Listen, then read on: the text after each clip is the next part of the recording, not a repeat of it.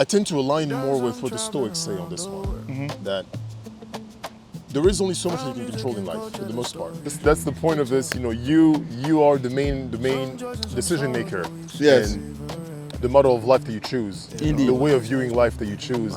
Life is not to be wasted on petty, insignificant nonsense that we tend to be overwhelmed with. What do you make of that? How many times a year do you see your parents? You might have 5 times left. Yes. He says, I see him twice a year, 3 times a year, the big holidays, that your parents are 80. Let's say they live till they're 90. That's 30 So times. tell me I only have like 30 6 more. times. In today's episode, we explore a little bit of Stoic philosophy, some of the key components of that way of life, and some of the ways in which we find ourselves still abiding by the principles of Stoic philosophy. And we know that from this conversation, you will also find some useful tips and useful advice on how to improve your own life. So we thank you that you're here. Enjoy. Welcome, everybody. Welcome. We're so happy that you're with us. You're taking time out of your life to be with us as we engage in another conversation. And hopefully over time, we want to actually get your feedback to participate with us, but question and comment below so that we can also know what you're thinking and your responses to the issues that we brought up. Today's conversation is centered around the idea of Stoicism. And this is not a crash course on Stoicism, but my goal for this conversation, for me at least, is as always to bring something practical to you at the end, something that you can take away and apply to your life as much as possible. And I believe the natural place to start is, what is even Stoicism? Just a functional understanding of that concept, what it means and what they stand for, and what parts of it we can talk about today to be useful to you, and that aligns with our core beliefs and what we do here at B.E.E.F. What say you? Is that a good strategy too? I mean, it's a good strategy. When it comes to this topic, I felt unready. I felt like I didn't know how to explore the Stoic. I didn't know how to explore the Stoic, so I just did some preparation. I have a few notes. You see me look at my notes at some point. And for me, my exploration went more in the comparison. If we compare our modern lives today, and the lives that the Stoic wanted us to live, or thought the way they thought life should be explored, in terms of education, mostly. Because everything we do in this world is being taught. Okay, we are taught things. In school, we have this mode of education that in some way shapes the way we think and the way we live. And I wanted to compare the Stoics and what was important for them in the formation of a human being, compared to what we learned in school, and where are the holes? What can we add? What can we adopt from the Stoics? What do we need to adopt from education, and say the Stoics are going too far? Because I have a few things. It seems we are aligned for the most part, which is unusual. Usually we are very divergent in our thinking and the way that we take things. But let's see where this goes. I'm sure I'm going to learn from him and vice versa, and also hopefully you learn something from this as well. So Stoicism. Yes.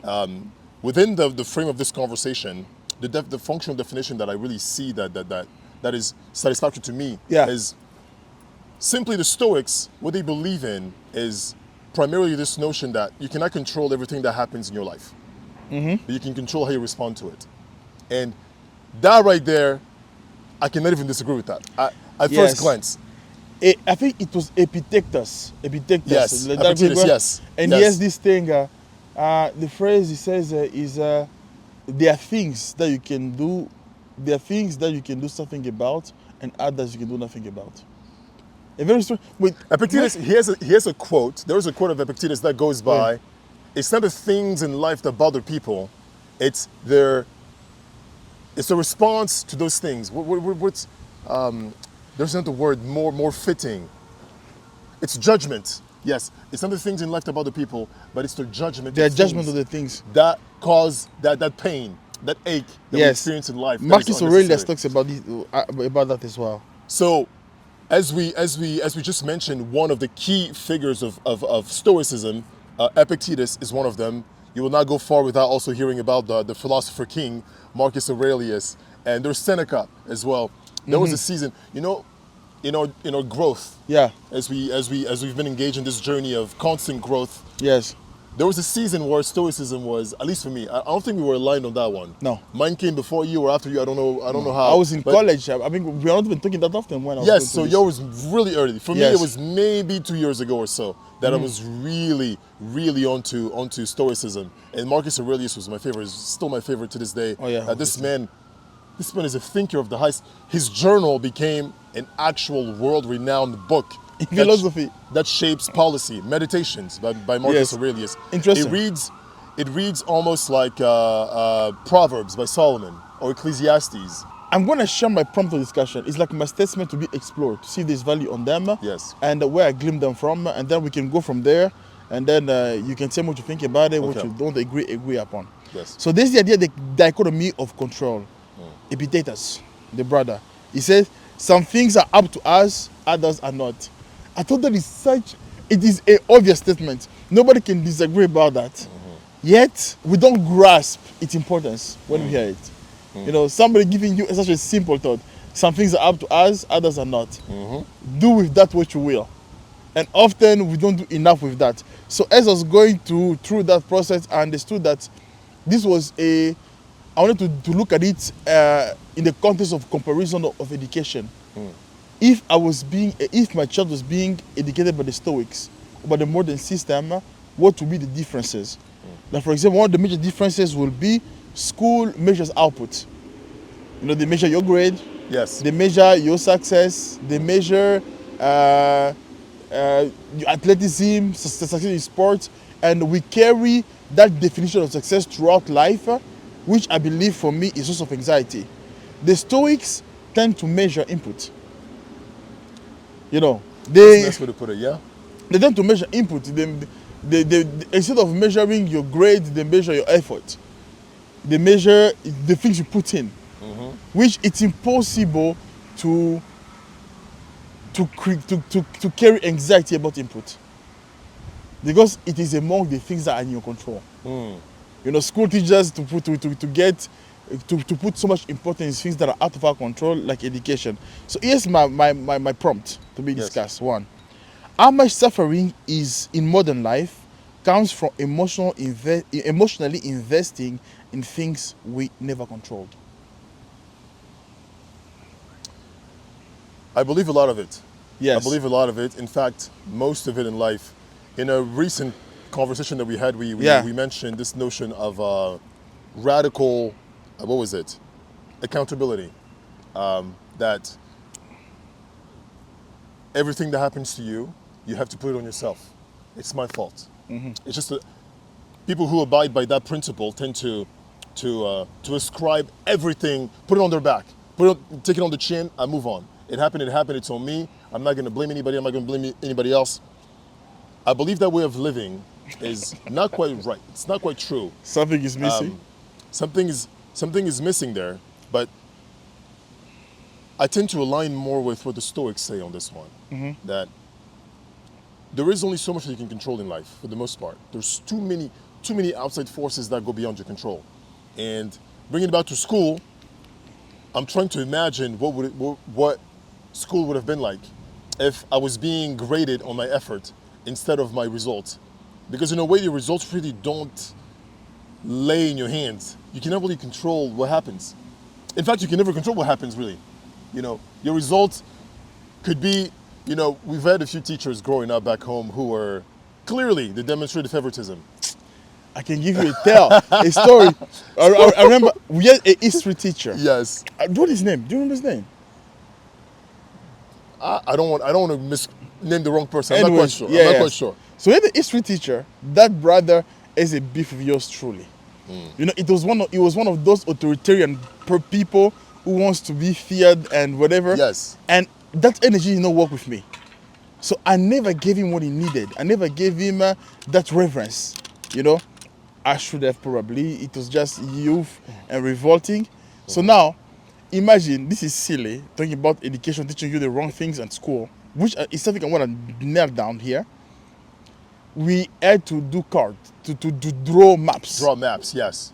To this day, I do not understand the value of that. Exercise, but yeah. So now, I will draw my map, and I will draw Ruth's map. I will draw my map first. and finish my map completely, and then quickly draw a limited map because I'm not even enough time. My sister Ruth will get graded by 5 points. I never got more than 2/5. So I will get a 1.5 on my map, and Ruth gets 4.5/5. I drew both maps, and map was not complete. But That's crazy. try to imagine this. Yeah. Really try to imagine. Let's paint a hypothetical scenario. Yes. What would school really have looked like if we were graded on our input and not our output? How can you tell that a kid is really doing their best based on the information that they have, based on their understanding of what it takes to accomplish a certain task? Yes. I really believe that we can do this exercise and imagine what it would look like. What would quizzes look like? What would teachers even? What are the criteria they grade you on? As we are also called to, indirectly or directly for you maybe, to be involved in education in the future for our country specifically. I'm like, number one, I can already say this will result in far less stress, in far less anxiety, far less importance. And the kids will be able to work freely, and also not compare, which is also maybe not within the context of the conversation, but the comparison aspect of schooling, engaging in competition with your peers. Yes. I've never agreed with that. But anyway, what do you think? I mean, I have nothing against competition. I think competition is good, but I think the way it's set up matter. The way it's set up matter, and I believe that schools, the way they are not setting us up for success. Because if everything was set up based on effort, because some of the greatest organizations in this world, that's what they measure, special forces. They will not tell you what the standards are, but some guy will run faster than everybody and fail. Because they just noticed he did not put the right efforts, the right focus. The measurables are different. So so this tells me there is a way to accurately measure these intangibles instead of measuring what we measure today, outcomes. There is a way to measure input. The biggest organization, the most successful organization in the world, actually measure input. Why don't we do it for the kids? And something I think will be a result, is my guess, is that kids will discover their love and where they are strongest early. And they will get to focus on that earlier. I guess a question that we didn't even consider before this is, what is school for in the end? Like if we decide, so far it's primarily predicated on output. Yes. Who's acing the test and who can memorize the best and all these things. I think it's ridiculous. Absolute nonsense. So what should school even be? As we still stay within the framework of Stoicism here, as we focus on input, because clearly the Stoics were adamantly all about input. Yes. What can I control? I can control when I show up. I can control how much work I put in, and the results that come after this are really out of my control. So, should school just be about helping kids discover their passion? I think, and within the lens of excellence, always do your best, and in the process of that, you discover your passion, and because all this has to relate to life in the end. You're not supposed to spend all your years, in a classroom. Yeah. So how does it translate to life in the end? So school are places where we prepare our young to become adults that add to the society, and while having the best life they can possibly have. Yes. Right. That's what we're trying to achieve, if I understand it. And I think that we are missing the mark with the education system we're having today, because we are not even attempting to prepare kids for success in life. We are forcing information in kids. It's the best we can do, the way I look at it. We are forcing information in children, even the way we are teaching them. So what we are enforcing as the most important things is not the right things. I agree. Because of that, it's not setting kids up for success. So when we compete over grades, no matter what the grade are, instead of competing over teaching the kids how to put in the best effort, for example. Yes. Instead of teaching them how to be successful at school, Then you have Ben who does not know how to put effort in, because Ben generally just have a high IQ. He can understand information faster, consider them faster, and solve it. All of a sudden, Ben becomes a person where when pressure comes in, when there is a little bit of challenge, he crumbles. He doesn't know how to fight past pressure. So you have a bunch of smart people that can only be employees in limited areas. And nowadays now we've figured out that intelligence is no longer a differentiator. I can now buy my intelligence with money. So intelligence is no longer the value differentiator it used to be. I used to need a bunch of smart people, because those smart people will solve some problems for me. Yes. Those smart people will help my teams find solutions. Now I can simply use in artificial intelligence to do that part. What I need is people of grit. I need people that will not give up and crumble down the next day. What about we teach kids how to be strong? And how to handle conflict, how to handle exactly. How to handle hardship. How to handle their own passions. How to think for themselves. How to think for themselves. How to the difficulty. How to handle when things don't go your way. That's what we should be doing in school. Because at the end of the day, intelligence can be adopted. And I have proof for that, for me, in my own life. As I looked at it, I remember I went to school to become an engineer, right? So I was like, in my mind then, in my worldview, I thought to myself, okay, I come from home, this serious infrastructure problem. I always wanted to be somebody who solves problems for my people. Yes. And I thought the best way, because there's a lot of problems that are related to infrastructure and technology, was to be a person who is in the world of technology, who can create technologies and who can solve problems, help build roads. I mean, that was a short view, because at the end of the day, it's entrepreneurs who solve these kind of problems. Yes. And that, growing up, it led me there. So I went to school, did all the engineering things got all the degrees we got my math degree, and then I went to the workforce.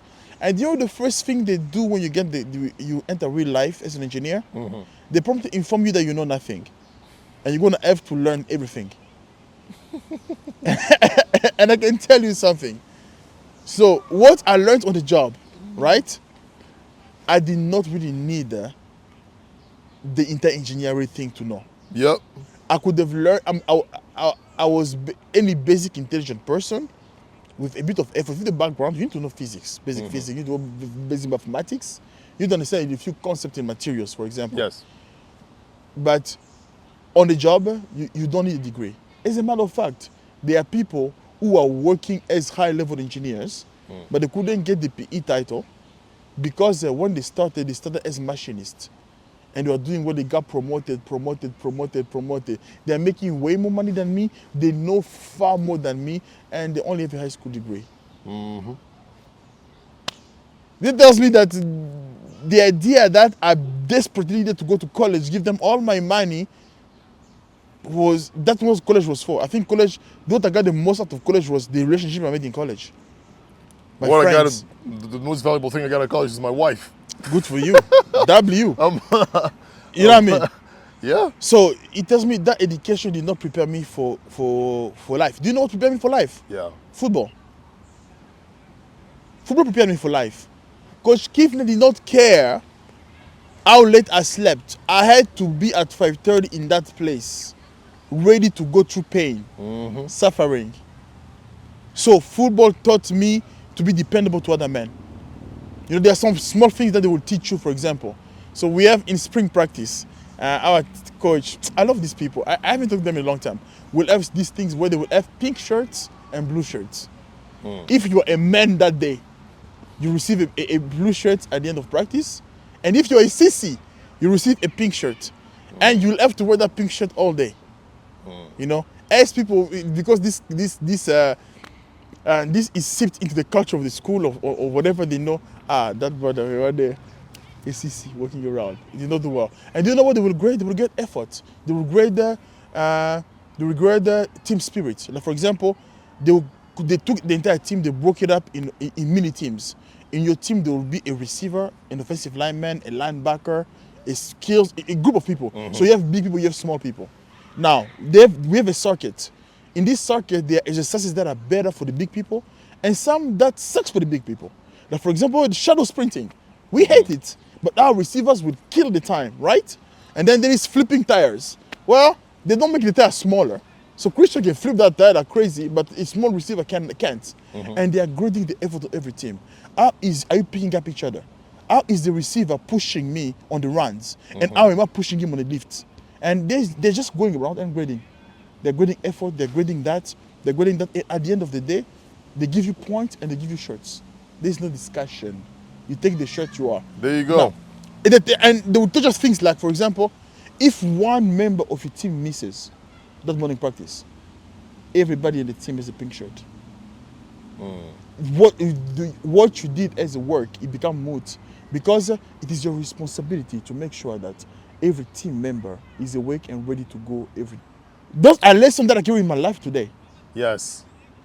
That matter. You know, if you Yes. a far more cynical approach, as we are closing this loop on education as well. Yeah. I believe it was a Warren Buffett. Somebody was reporting the words of Warren Buffett. Yeah. And this sounds a bit cynical. And he said that the current structure, the current way that education is set up, Yes. is to produce obedient workers. No, that is actually factual. Not really free thinkers. Yeah. In the ears of the average person, because it sounds offensive. It sounds offensive to people.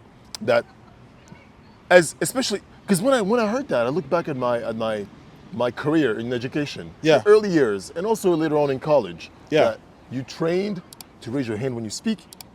You're trained to ask for permission before you go to the bathroom. You're trained to be someplace at a specific time. You're trained to. Yes. None of this really put forth independence. Man, think about it quite literally. The education system that we have today more globally comes from somewhere. It comes from Cyprus, which was the old Germany. And they need to figure out a way to create the best soldiers they can. The soldier will respect the hierarchy, they respect whatever. So they created the education system we use today. So they took a system made to create perfect obedient soldiers. Yes. And they transferred it in the system of education. Obviously, the military will educate you. You will learn skills, you learn everything, but on top of that, also, you will learn to respect the hierarchy, you learn to work within the system. This is useful, but it's not the aristocracy. It's not the ruling class. Yes, you have the working class and the ruling class. Yes. That is simply how things are. And we're talking about this. We got on this tangent about education to really highlight, to emphasize the point that the Stoics value input over output. And in fact, that notion has also changed the way that I approach what I do in my life, the aspects of my What life. we measure even. Yes. Our projects. Because I'm like, okay, you know, we have this community that we're trying to grow as you're watching us right now, and thank you very much, because I know that you've subscribed, I know that you're part of this and you've liked this video, and we're trying to grow a big community to be able to serve you best, to add more value.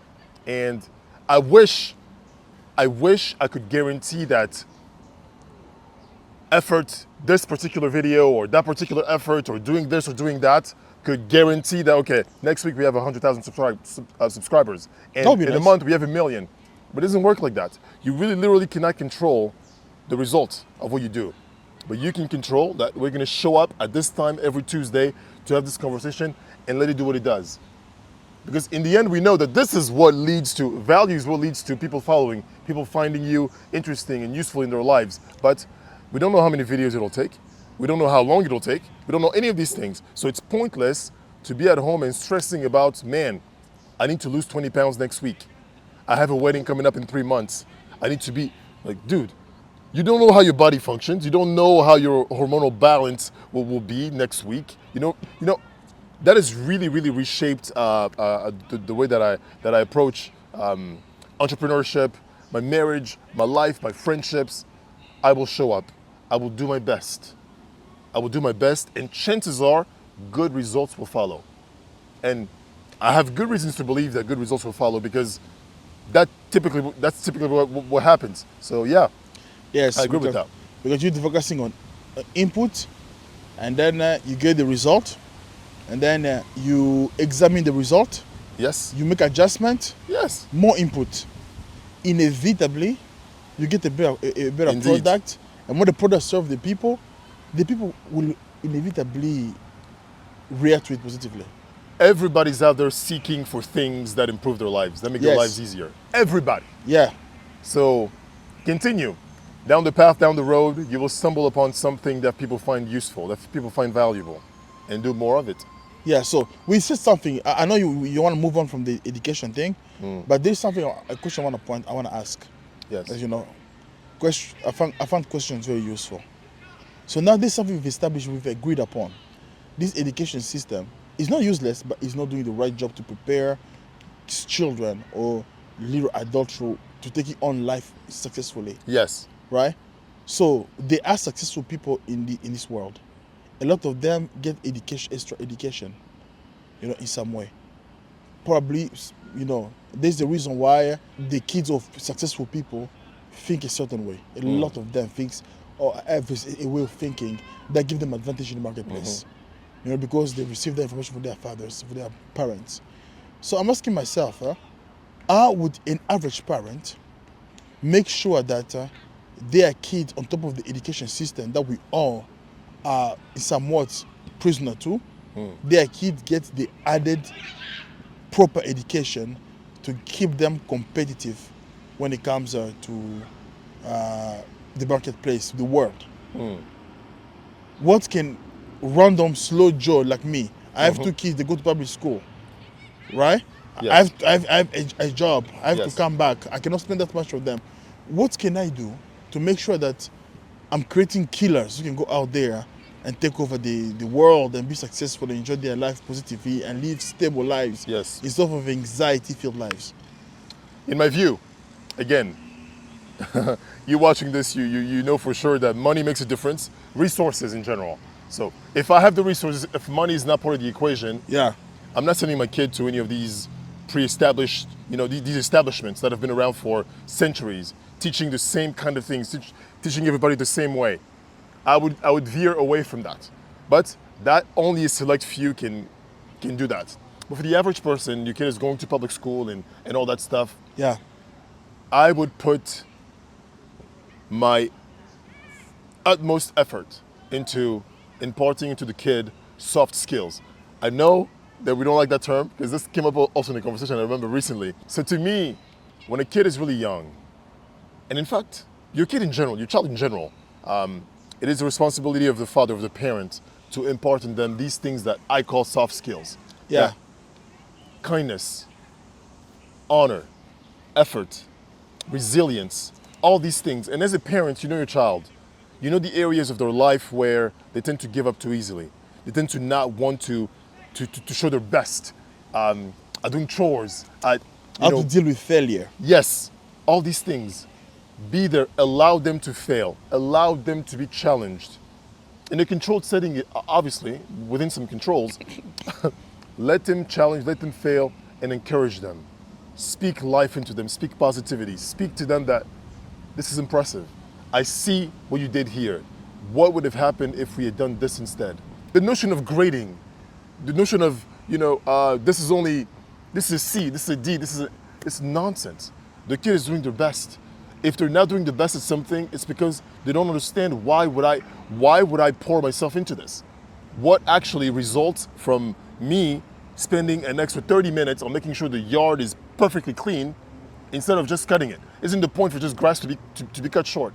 Why is it that you want me to do my best? So having this conversation with your child and really emphasizing those soft skills, that is something that I really intend to do. I'm not a father yet, but I'll be a father soon, and I do not want my child to grow up overvaluing their aptitude at math, at physics, at chemistry.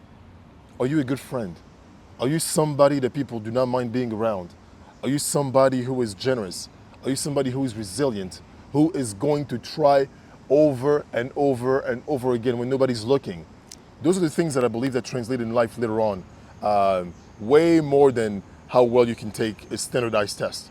I agree that we should educate people on how to become well-formed people, and that is Productive members of society. yeah. It's not really about these active skills. It's about something else.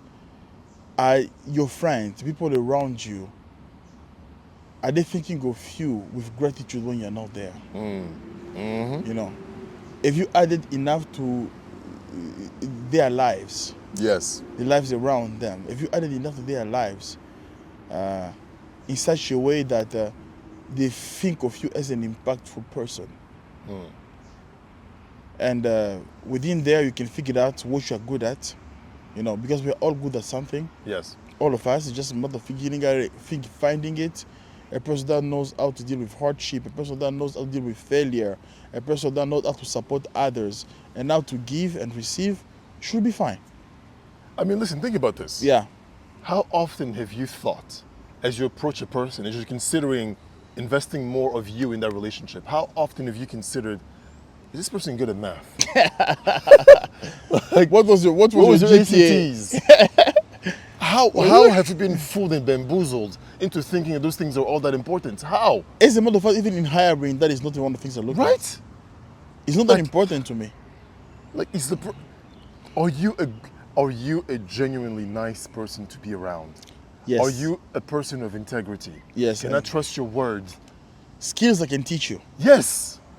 How have we come to the point where my sister is crying her eyes out because she does not have a perfect 4.0 GPA? So related. Like, what Leave is- that baby alone? What is this? And I mean, I was one of those kids who, for some reason, the testing and Yes. and memorizing and regurgitating information comes easily to me for whatever reason. And I enjoyed a status of respect within my peers. But I look back, I'm like, man, that gave me no advantage. It gave me... Yes. Like, think about it. And I think about, for example, for me, in school, I struggle at times, quite a bit. Only to find out later on that, oh, never mind. I have some information processing issues that I did not know. And something though, I never felt unintelligent. Because I just knew. I understand these things, I can use them. I'm a practical person. I've always been a practical person. You know, so something stubborn about me has never let the grades people give me be a judgment on myself. Some other people are. They felt judged by it and uncomfortable, and it is for me. I've never been one of those people. And eventually, after discovering that problem and solving it, my grade was transformed drastically. At the same time, I was like, it was always there. Yes. You know, nobody knew. Yes. Everyone was like, wait, Christian, why? How come? What happened? I was like, well, I know now that I have this class killer, so I can deal with this. And also, I just believe, not to cut you off, I just believe also that within that classroom, because you and I share the same classroom in a few classrooms together, maybe 3 or 4 of them. And as a kid who's easily impressionable, very gullible, you know, you're in class and you see the Bens of the world raising their hand, engaging in, you know, and the kid is feeling so self-conscious, like, I cannot participate in this. Therefore, I'm shy. Therefore, I'm not good. Therefore, you know, maybe I don't belong in here. And the lack of self-confidence starts to set into that kid. And also the teachers don't help. They make you feel as though you are stupid because you have 52% overall or something. As a matter of fact, they punish you. Yes. They punish you. Even this has been so important for our African parents. Grade is the sky in heaven. So much so that they punish you. For example, and a lot of these things they move over to our adult life. Like, for example, I drive my people crazy with my text messaging, right? But little do they know is that if I don't focus, literally I'm blind to some things. Like, this is the reason why when I read, I like to listen to things. It's because Q becomes P sometimes. So these things are moving. So it is much more focused than you think that I need to put into writing a text message than it would be. You know, recently Megan understood that quickly. Megan is, I don't know if she picked that up. But Megan, she's a teacher. She's a very good teacher. But she picked that up. So in my life today, I know I've grown enough to figure out workarounds around areas that would have doomed me from being a bad student. You know, I know now that I can send you an intangible audio test instead of writing you a written one. So you get more information. So a few more adjustments like that. You know, I know now, for example, to cover the letters when I'm doing my math calculations by hand, which I will never do. For example, I eventually they taught me a little bit techniques. For example, my 31 will become 13s. So my eyes probably was not processing information well, even though my brain was doing the good job. So they say, oh, the last number, if you're not sure because it's becoming 13, 31, it's flipping, just put your finger, cover one, and then see the one number. So I will do things like that. All this information, my entire education, when I really needed it when I was younger, it wasn't there. All I knew, my dad used to tell me, toi tu es distrait. He would get upset with me. Why? Because my dad was an involved parent.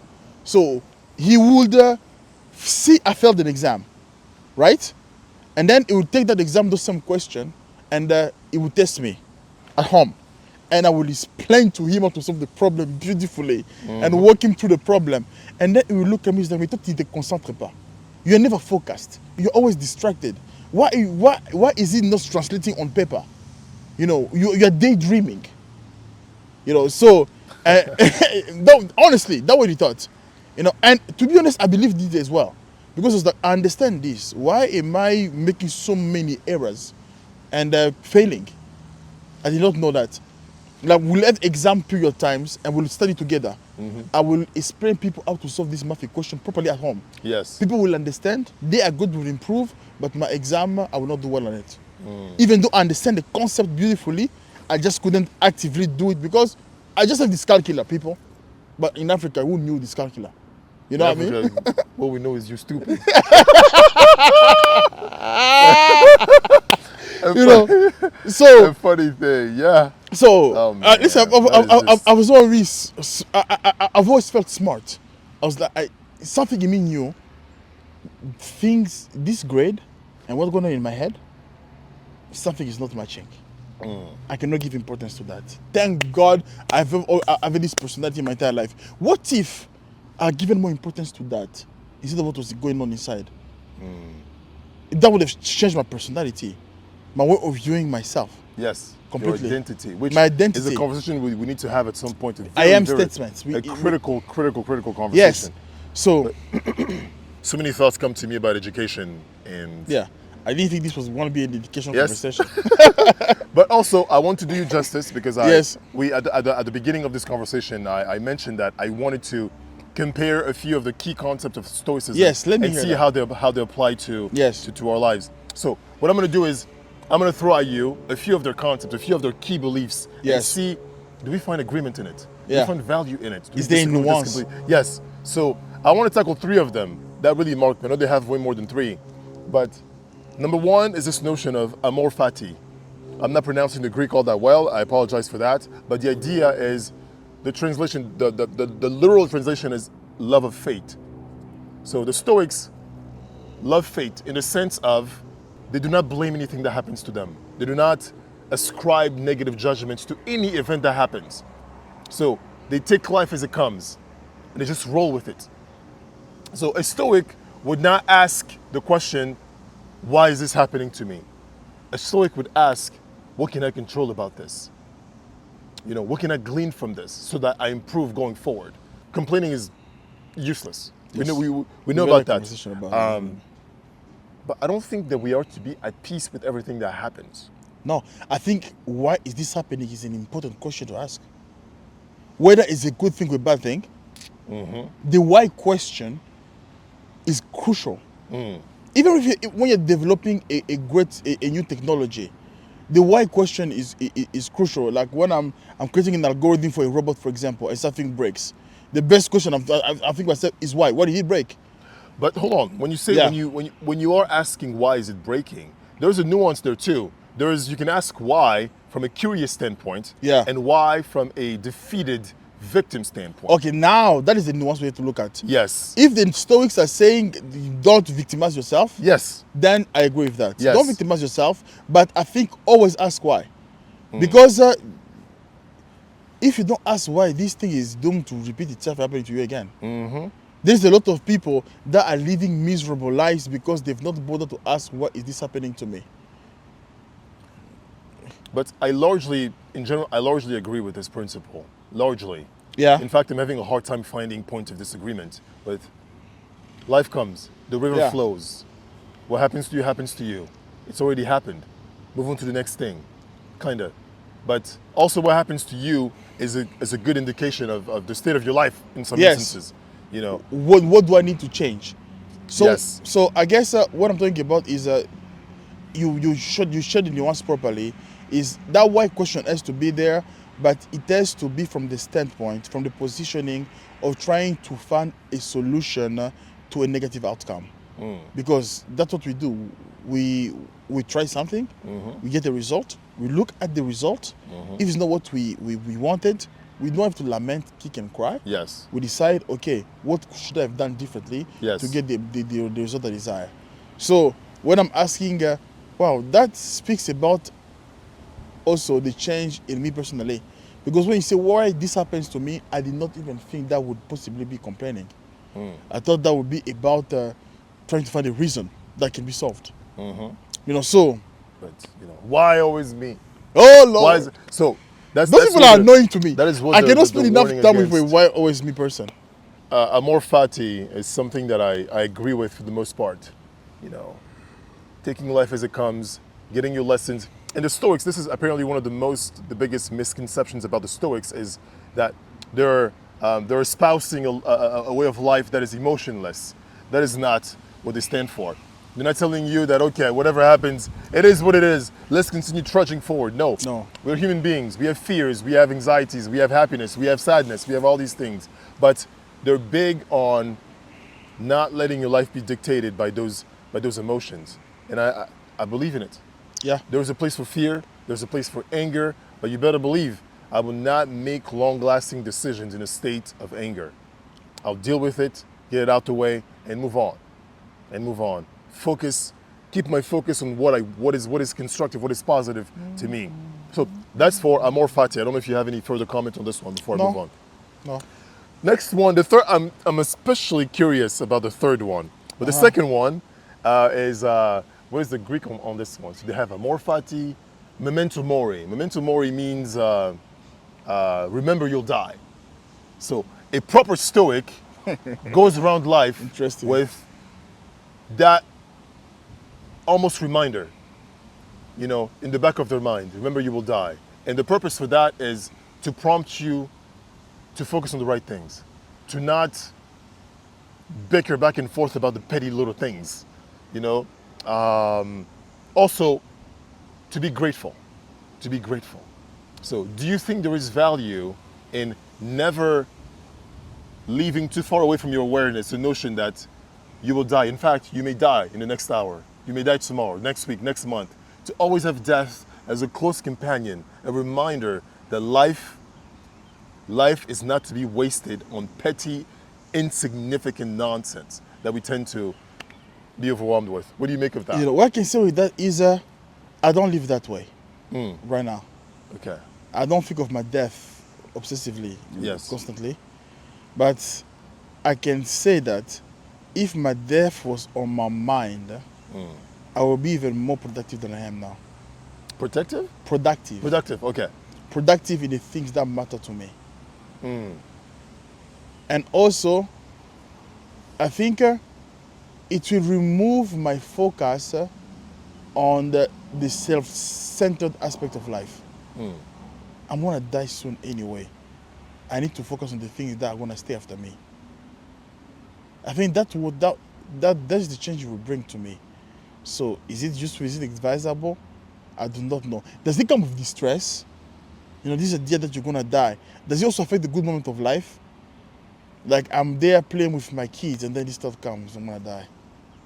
Let me soak in this moment even more. Yes, That becomes that now your spotlight is moving is being deviated from the love from your kids to just that moment. to It's- the, you know what I mean? It's an interesting Is it? one. It's an interesting concept to ponder over. There's a person, an entrepreneur who's one of the most successful entrepreneurs in the world of aviation, private jetting. It's a brother who looks like a hippie. He's just an interesting person. You've seen him before, I'm sure, but he gave me a new paradigm that applies to this conversation that I'd never thought about. And tell me if you're familiar with this. Here in America, I don't know where you're watching this from around the world. Chances are that you're probably here in America too. The way that life unfolds here, you're born, you're a kid. you're with your parents all the time. You see them and take you to school, take you back, and you continue to grow. Basically, there's separation that builds up over time. Yeah. All of a sudden, you become a teenager. All of a sudden, you have friends. I want to hang out with my friends. Yeah. I don't want to go do whatever it is that my parents do. They're old and my friends are cool and all these things. And that separation continues to grow until all of a sudden you have your own kids and you only see your parents on holidays. You get to that point where I only see mom and dad on Thanksgiving, Christmas, and all these things. I And hope that he was- will never be the case. Yeah, for he you. was pointing out that fact for the average person, and he said, he was asking the person he was interviewing, how many times a year do you see your parents? You might have 5 times left. Yes. He says, I see him twice a year, 3 times a year, the big holidays, that your parents are 80. Let's say they live till they're 90. That's 30 So you're times. telling me I only have like 6 30 more? times. So all of a sudden, now this mortality becomes, front center in your life. All of a Right. sudden, the time you spend with your parents becomes important. Yes, I gotta see them more. So I was like, whoa, I never thought about that. It's one of those simple things that really, it jolts you a little bit. Like, whoa, what really matters? Like, in the end, does it really matter all that much that I become the best pickleball player that I can possibly be?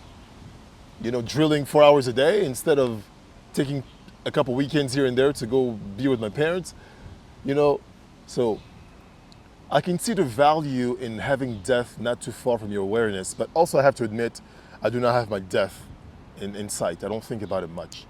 I really, To be honest, I cannot tell from right now.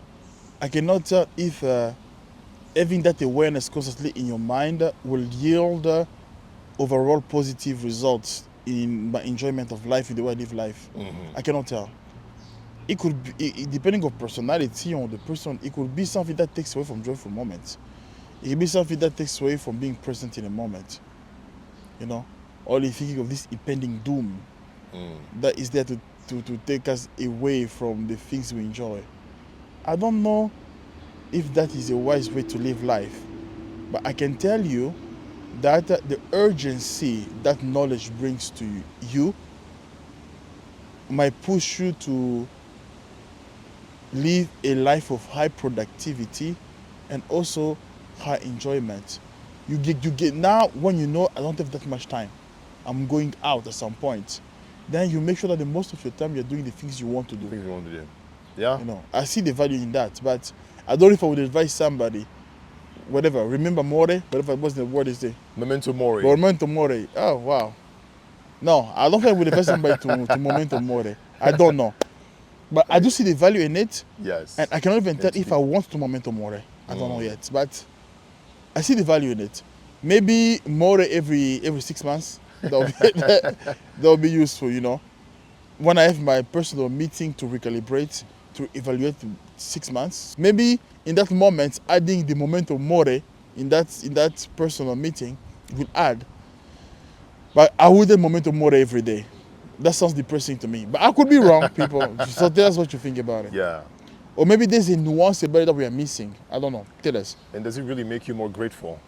Does it really? For what you have? Maybe it does, I suppose. It does. I mean, it could mean that could create all sorts of attitude depending of people. That could push some people in nihilism. I remember when I started reading Kierkegaard. Oh my God, it was so difficult for me to read him. That brother, I'm not a depressed brother, but that brother's view of the world kind of got me depressed a little bit. and the thing is, they're so intelligent. They're so masterful at expressing their ideas. So if you submit I get yourself sold. to reading their book, he's walking you through a very logical reasoning, and you're having a hard time countering. There is no point to anything. Like, no. It's like, goodness, this brother's making a solid point. What is the point of everything? Vanity of vanities. But Put me in distress, but it was useful when it comes to having to humbly accept that I'm struggling to understand the paragraph of this man's well-organized thought. That was a lesson. yo, I was like, how do you do it? I've It shakes your foundation a little bit. read this paragraph 4 times. And I'm getting new insight every time I'm reading it. Something is crazy, Yeah. you know. The third one that I Yes. was really curious to hear from you about was negative visualization. That also is a pillar in Stoicism. An example would be periodically, frequently, Yeah. for you to sit down and to consider, what would life be like without my mother? What? No. What would life be like without my wife? You know, so it's very tightly related to Memento Mori, but it doesn't have to do just with death. It's That is a violation of my principle of thought. So No, I'm sorry. so I can't wait to hear what you have to say to say on this fully, but I can see where they're coming from as well. Go ahead. know, Go ahead. if you- Sell me. For a moment, let me pick a dog, because I don't want to have my awareness on such an unpleasant event. What would life be without Otis? We're living without Otis. Wake up in the morning, I'm like, that fresh shot of love, like an espresso. Yes. You know, just a being who is happy to see you, no matter what. Unconditional love in its purest form. I opened my door. Out there is Spartan and Yes. Rudy wagging their tail. So happy to see me. Good morning, Christian. And the devastation that would befall my wife if she lost him. You know, Hey, think Megan about would that. be unbelievably So, crushed. as a Stoic, this should prompt you to go back and hug Otis some more, and really, really value him, and really spend time with him, and really bask in those moments, and realize that you're far richer than you think you are. That is an You know? important point. So, what say you about this? What is? Because you had a strong reaction initially, like negative visualization. Does not- I'm still not for it. Mm. And as you say, you explain their point. You did a good job to Mm. explain their point of view. I'm getting a sense that Stoics are melancholics, in a way. You know, I understand the value. I like their values, but I know too much about the power of thought and its ability to create. Yeah, yeah. I just know too much about that. I've seen my thoughts brings reality to my life. I remember, as we talked about in our videos about how we got here, being small kids in the Congo, living in abject poverty, in crazy corner, and having a clear thought that I would be in the United States studying engineering. And I knew it in my soul, in my heart, complete foolishness. And then all of a sudden, that thought was there so persistent and shaken despite of what was there, that it compelled the reality to come. So, thoughts are too powerful of a tool for me to mess with. So I do see the usefulness of it, but I believe that I can get the same value if I focus on gratitude. And I'll be like, my God, I'm so grateful for my life. Which kind of person in my current condition lives like I live? That is insanity. Do you understand how grateful I am for being where I am? Every need I have is provided by, in ways I cannot expect or control. It just seems to come out of nowhere. You know, we had somebody complain about the text coding the universe. I thought that was adorable. Believe in God, lady. We believe in God. We're God-fearing Christians. Worry not. You know, my mom would feel the same way. My mom would feel the same way about that. Yeah. But, We've gone new you age. know, being grateful, just building the habit of being grateful will not, will shortcut, will short circuit the need of leading this vehicle that will push me to the depth of gratitude. No, I choose gratitude. I don't want to think of Otis's demise. I don't. I'm really viewing this differently. To me, Yeah. as I sat down and thought about this one, I surprised myself in coming into agreement with it a little bit. I'm not. Odd, because as we've shared with our community, the importance of placing the spotlight on your desirable events, to live your life mostly like that. And then I started to think, you know, as we just mentioned, in fact, I'm a Christian, so I do praise and honor God to the best that I can. I have time set aside to just worship, to thank God for who He is, and to praise Him, so thanking Him for what He's done. And I find that I can reach a depth in my soul when, in that moment, that's I don't know why that is what comes to mind right now, but in the Where moment would of I be without him? in the moment of prayer, I'm like, yo, I have an amazing wife, thanks to no effort of my own. So, a A roll of the dice. an atheist would just call it a roll of the dice, would just call it chance, blind luck. Oh my God, things could have happened so many different ways. What if, now this is where a negative visualization is happening. What if Megan was a nagging, insufferable wife? What if that was my case? And I take my marriage vows very seriously. I will stay in it through thick and thin. I was like, man, my life would have been harder. You know, what if I never recovered my documentation, as you've seen the first episode of our origin story, And he make the plane. you know? And it's been just a few moments. I'm like, whoa, the shame I'd have returned home with, and then I snap back to reality. I'm like, thank you, God. Thank you. I do not. Thank you. See, Okay, I see it's practicality. from that perspective, I don't like it. and that But I puts see me it. in a place of worship like very few things do. I'm like, God, you really have had my back. You really have been there all along for me. Just Praise going be there. to you, Lord. You know. So I was surprised to find agreement within it. Like, at first, I'm like, wait, what is this? What is this? You know, tasteless practice. You know know, what? think about. I'm not that. What is this testless practice? I see the logic, Yeah. but my soul does not like it. I don't like the idea of me going to sit and say, okay, now I'm gonna think of a life without my dear mama. Yeah. I don't like that. What would I do that?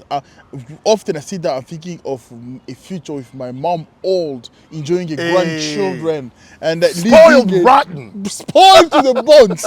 That's what I like. And Yes. I'm hyped and I'm grateful sometimes to tears. If visualization is crazy, I don't understand what's going on with me. Sometimes I get lost in these futures. Lost And in you can these smell futures. it. You can see it. I can see the colors, I can see the excitement, I can see the joy, I can see Yes. yeah, Your kids. and in my bones. And I'm grateful. None of this has happened, but in those moments, it's like I'm living it. You know, and because I have the ability to going there to the point of reducing myself to tears of gratitude, I know also that if I decide to go negative, I can go to dark places. I see. I Yeah. know, and I'd rather not.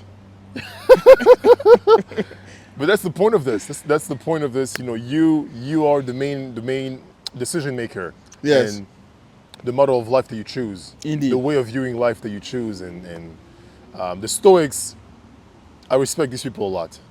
I could be friends with a Stoic.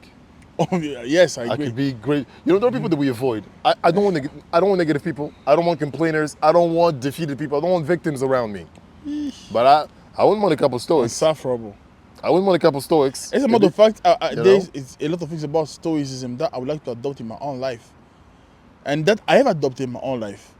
They focusing on input instead Yes. of output. Yes. Also, there is something that Marcus Aurelius does in his book in every entry.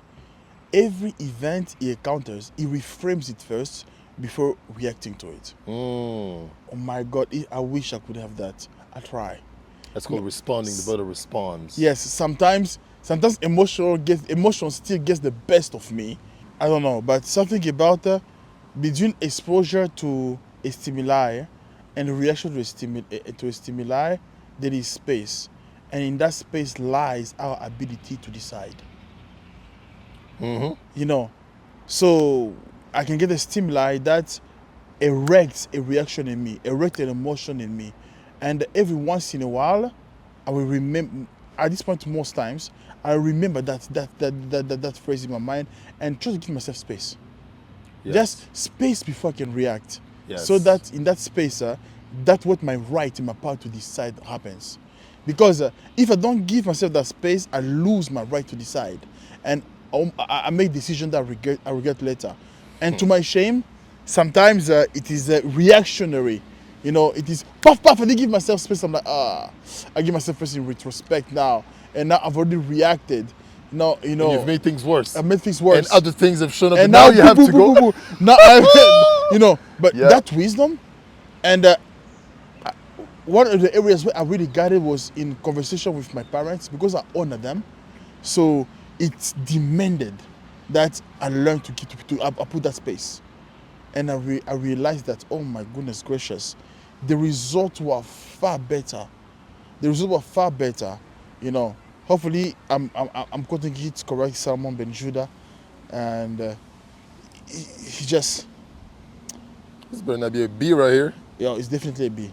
Remember to use that space. Yes. And I'm hoping that as I'm growing older and getting better, what is this being so interested This in thing all you? of a sudden is hijacked my awareness. You know, My spotlight is being stolen. as I'm getting older, I'm hoping that I will be better and better with that, especially with my future kids and wife, to just reframe, to use the space and claim my power to decide. So I become a person who responds instead of a person who reacts. Indeed. Indeed. That is a sounds like a nice place to conclude this conversation. Yes, That is- actually, I agree. Yes. Wow. Well, beautiful people, we had a conversation. We talked about it. It was about the Stoic. I cannot really. I mean, we learned a lot of things. We learned a lot of things about the way we think, about what we do, and we hope that this conversation brought some information to you that you found useful and that you can apply in your life. You know, from focusing on input instead of output, from considering what you are teaching to your kids or to your even siblings or to your team, considering what you measure when it comes to success. For example, for my team, I don't want to just measure only results. Results are important, but I want to measure also inputs, for example. You know, all those things. We're hoping it was useful for you, but Yes. we want to come to you and ask for your help. If you've viewed this far, it means you thought it was useful. And we're asking you, please help us. Like and subscribe, and maybe share it to some people. Comment, because we need this platform to grow. We want to offer you guys a better product. The only way we can do it is if we have growth, because we can leverage growth to invite great thinkers that can come here and give you much more than we can absolutely provide you, and affect your life in a very positive manner. So do us a favor, like and subscribe, and comment. Share if you want to. And I believe this is the end of this conversation. Until we see you again, it was yours truly, Christian and Ben. B.E.F Talks. Peace out. See you later.